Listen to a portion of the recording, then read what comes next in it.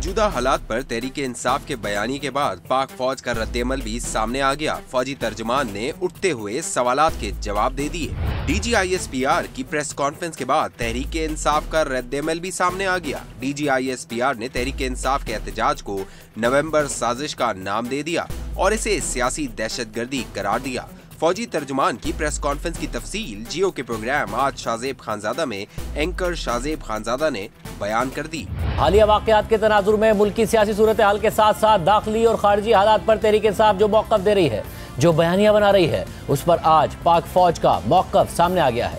पाक फौज के तर्जुमान लेफ्टिनेंट जनरल अहमद शरीफ चौधरी ने आज प्रेस कॉन्फ्रेंस में फौजी अदालतों से 9 मई के फैसलों, 26 नवंबर को इस्लामाबाद में तहरीक इंसाफ के मुजाहिरे, तहरीक इंसाफ और हुकूमत के दरमियान मुज़ाकरात, लेफ्टिनेंट जनरल रिटायर्ड फैज़ हमीद का ट्रायल, पाक अफगान कशीदगी पर इमरान खान के मौक़िफ़, कुर्रम की सूरत हाल, अमनो अमान और दहशतगर्दी के वाक़यात पर तफसीली मौक़िफ़ दिया है और इस पर तहरीक इंसाफ का रद्द-ए-अमल भी सामने आ गया है। DGISPR ने 26 नवंबर को होने वाले PTI के एहतजाज को मखसूस सियासी जमात की तरफ से की गई नवंबर साजिश का नाम देते हुए कहा कि इसके पीछे सियासी दहशतगर्दी की सोच है। मखसूस सियासी जमात की तरफ से की गई ये जो नवंबर साजिश है, इसके पीछे जो सोच है वो सियासी दहशतगर्दी की है। ये जो मनफी और तशद्दुद की सियासत का सिलसिला है, ये आप याद करें तो ये 2014 में जब पार्लियामेंट पे और सरकारी इदारों पे इमलाक पे हमला हुआ, उस वक्त भी आपने देखा। आपने मई 2022 में भी देखा, नवंबर 2022 में भी देखा, आपने साने 9 मई 2023 में भी देखा और उसी का तसलसल अभी आपने नवंबर 2024 में देखा। Use of force for political coercion. Pakistan की फौज है वो इस पूरे वाक़ये में इस पुरतशद्दुद हजूम के साथ बिल्कुल डायरेक्ट कॉन्टेक्ट में नहीं आई। फौज की तैनाती सिर्फ रेड जोन तक महदूद थी। वज़ारत दाखिला ने अपने एलामिये में ये भी वाज़ेह किया कि जो सियासी क़यादत थी इस इंतशारी हजूम के, उसके मुसल्लह गार्ड्स और इन एहतजाजियों में कुछ लोग जो आतिशी असले के साथ थे, उन्होंने यकीनन फायरिंग की और आपने, हमने, सब ने मीडिया पर, सोशल मीडिया पे वो आतिशी असले देखा भी और भी बहुत तरह के हथियार देखे जो उनके साथ, जिनसे वो मुसल्लह थे। जब वो सियासी क़यादत वहाँ से भागी, मफरूर हुई, तो आपने देखा कि एक पहले से तैयार शुदा सोशल मीडिया कंटेंट और फेक कंटेंट को बड़ी स्पीड के साथ डाला गया, जिसका मकसद ये था कि बेबुनियाद इल्ज़ामात लगाए जाएं ताकि ये जो बेमानी हंगामा रही है और ये सियासी जगहसाई है, इससे एक तो तवज्जो उठाई जाए और जो पहले से जारी शुदा सियासी इंतशार और माशरे में खलकशार है उसको मजीद बढ़ाया जाए। अगर आप कीलों से लगे डंडे लेकर, आतिशी असला लेकर, टीयर गैस शेल लेकर धावा बोलते हैं, पुलिस और रेंजर्स पर हमले करते हैं, उनको शहीद करते हैं, तो ये सियासी एहतजाज नहीं, ये सियासी दहशतगर्दी है। अगर हम मुसल्लह जत्थों को लेकर वफाक पर हमलावर हो जाएं और इसको सियासत मान लें, तो कल कोई भी गिरोह, कोई दहशतगर्द पैसे के जोर पे,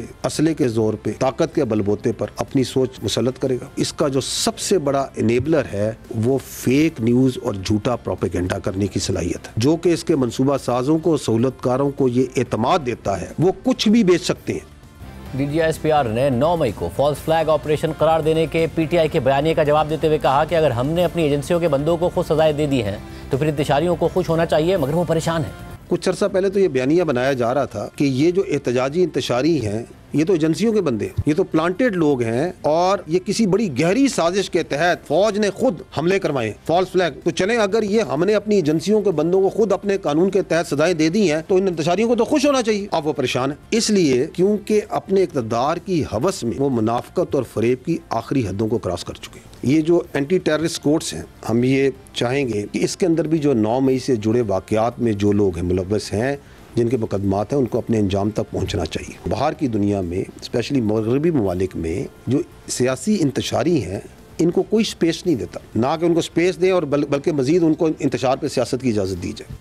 DGISPR ने सोशल मीडिया पर होने वाले मनफी प्रोपेगेंडे के हवाले से कहा कि जो इस बयानिए और प्रोपेगेंडे की बुनियाद रखते हैं, असल मुल्ज़िम वो हैं। इंसाफ का सिलसिला उस वक्त तक चलेगा कि जब तक 9 मई के मंसूबा साजों को कैफरे किरदार तक नहीं पहुँचाया जाएगा। ये तो नौजवान बच्चे जिनको जहरीला प्रोपेगेंडा करके, जिनको रियासत के खिलाफ, इदारों के खिलाफ खड़ा किया गया, इनके जो वालिदैन हैं और प्यार करने वाले, इनके मोहब्बत करने वाले हैं, उनको ये देखना चाहिए कि किस तरह उनको इस्तेमाल किया गया अपने मखसूस सियासी एजेंडे के लिए, अपने इक़्तिदार के लिए, अपने मकासद के लिए, उसकी भेंट चढ़ाया गया। कुछ लोग अपनी सियासत के लिए उनमें जहर डालते हैं। जो इस बयानिए और प्रोपेगेंडे की बुनियाद रखते हैं, असल मुल्जिम तो वो हैं और इसीलिए इंसाफ का सिलसिला उस वक़्त तक चलेगा जब तक 9 मई से जुड़े मंसूबा साज اور اصل گھنونے کرداروں کو آئین اور قانون کے مطابق کیفر کردار تک نہیں پہنچایا جائے گا، کیونکہ پاکستان اور پاکستانی قوم اس جیسے کسی سہانے اور ایسی انتشاری سیاست کی اجازت نہیں دے سکتی۔ 9 مئی فیلس فلیگ ہے، یہ فوج نے خود کرایا، اداروں نے خود کرایا، ان کا یہ بیانیہ بیچنا شروع ہو جاؤ۔ اور ابھی 26 نومبر کو 20 نہیں تو سینکڑوں نہیں تو ہزاروں ان کے جو احتجاجی ہیں وہ شہید ہو گئے۔ یہ بیانیہ بناؤ اور بیچو، because they have that confidence کہ ہم کسی قسم کا جھوٹ بیچ سکتے۔ اس کے پیچھے وہ ایک سوشل میڈیا ہے، اس کو چلانے والے ہیں، and that is why we can safely say کہ یہ جو انتشاری سیاست ہے اس کا کنٹرول ملک میں موجود اندرون ملک موجود سیاسی لیڈران کے پاس نہیں، بلکہ ملک سے باہر چلنے والے سوشل میڈیا کے پاس ہے، ان نامی اور بے نامی اکاؤنٹس کے پاس اس کی سیاست کا کنٹرول ہے۔ افغانستان میں طالبان حکومت نے الزام عائد کیا تھا کہ منگل کی رات کو پاکستانی فورسز نے افغانستان میں فضائی کارروائی کی ہے۔ کل عمران خان سے ملاقات کے بعد شہزادہ حامد رضا نے کہا تھا کہ عمران خان نے افغانستان پر حملے کی مذمت کی ہے۔ آج اس کا جواب دیتے ہوئے DGI/SPR نے کہا کہ جو دوغلی سیاست کا پرچار کرتے ہیں، میں ان سے سوال کرتا ہوں کہ 6 دن پہلے FC کے 16 جوان شہید ہوئے، کیا ان کے خون کی کوئی قیمت نہیں ہے؟ اب یہ واضح ہو گیا ہے کہ 2021 میں بات چیت اور دہشت گردوں کو بسانے کی ضد کس کی تھی۔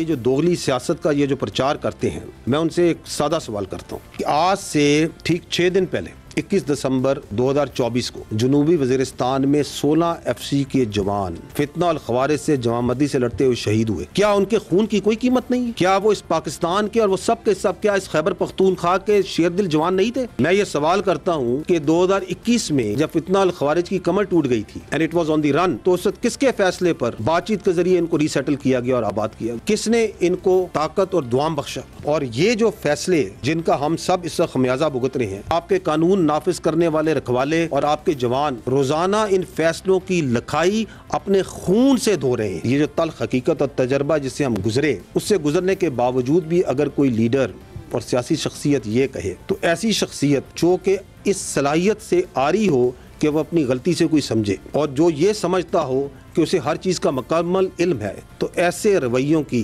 قیمت پوری قوم اپنے خون سے چکاتی ہے، اور ہم کر رہے ہیں۔ یہ جو سو کالڈ پالیسی تھی بات چیت کی اور ری سیٹلمنٹ کی، اس کا خمیازہ آپ اور ہم سب بھگت رہے ہیں۔ اور یہ جو اب تکرار کی جا رہی ہے، کم از کم یہ بات تو مکمل طور پہ یہ واضح کرتی ہے کہ 2021 میں بھی کس کی ضد تھی کہ ان سے بات چیت کر کے ان کو ری سیٹل کیا جائے۔ اس ضد کا جو قیمت ہے وہ پاکستان اور بالخصوص خیبر پختونخوا ادا کر رہا ہے۔ پروگرام میں تحریک انصاف کے رہنما شیر افضل مروت کا کہنا تھا سیاسی دہشت گردی کیا ہوتی ہے۔ بہت ساری باتیں ایسی تھیں جو DGI/SPR کو نہیں کرنی چاہیے تھی۔ سیاسی دہشت گردی، اب سیاسی دہشت گردی کیا ہوتی ہے؟ بہت ساری باتیں اس میں ایسی تھی جو نہیں کہنی چاہیے تھی، کیونکہ ماحول بہت سازگار ہو چکا ہے اور غلط بیانی سے بھی کام لیا گیا۔ 26 نومبر کو تو ہمیں مارا گیا ہے۔ وہ سیانے کہتے ہیں نا کہ جھوٹ سننے کا مزہ تب آتا ہے جب آپ کو سچ پہلے سے معلوم ہو۔ اب 26 نومبر کو کیا ہوا ہے پوری قوم کو پتہ ہے، وہ اس پہ بھی ہمیں سیاسی دہشت گرد قرار دے رہا ہے۔ اب اگر ماریں گے آپ نہتے عوام کو تو پھر عوام چیخے گی، چیخنے کا حق تو نہیں چھین سکتے ہیں آپ۔